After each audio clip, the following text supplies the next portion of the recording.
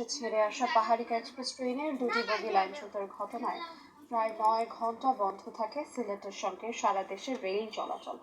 রাত হওয়ার চেষ্টার পর ভোর ৪টার দিকে বগি দুটি উদ্ধার হওয়ায় স্বাভাবিক হয় ট্রেন চলাচল। দুর্ঘটনার বিষয়ে রেল কর্মকর্তারা তাৎক্ষণিক কথা না বললেও ট্রেন চালকের দাবি, বগি থেকে কোনো এক যাত্রী টেনেছিলেন ট্রেন থামানোর সেই শেকল। আমিনুল ইসলামের রিপোর্ট, ক্যামেরায় ছিলেন দিগিন সিংহ।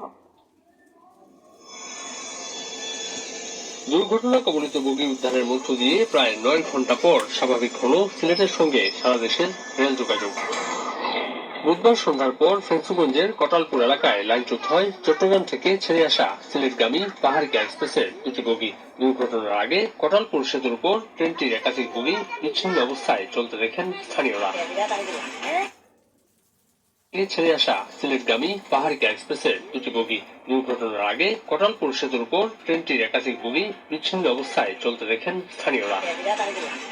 খবর পেয়ে রাত ৮টার পর কুলাউড়া জংশন থেকে দুর্ঘটনার আগে কটালপুর সেতুর উপর বুধবার সন্ধ্যার পর ফেঞ্চুগঞ্জের কটালপুর এলাকায় লাইনচ্যুত হয় চট্টগ্রাম থেকে ছেড়ে আসা সিলেটগামী পাহাড়িকা এক্সপ্রেসের দুটি বগি। দুর্ঘটনার আগে কটালপুর সেতুর উপর ট্রেনটির একাধিক বগি বিচ্ছিন্ন অবস্থায় চলতে দেখেন স্থানীয়রা।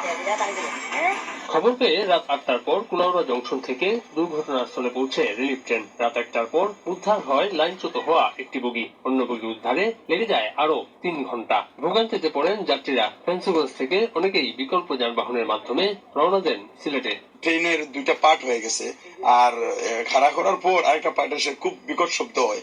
এরপর লোকজন চিৎকার করে বেরিয়ে পড়ে। সামন ছুটে গেছে এবং পিছন থেকে আইয়া সামনাকে ধাক্কা দিয়ে বিকট শব্দ হইছে। প্রায় ১০০০ খানেক উপরে মানুষ হবে।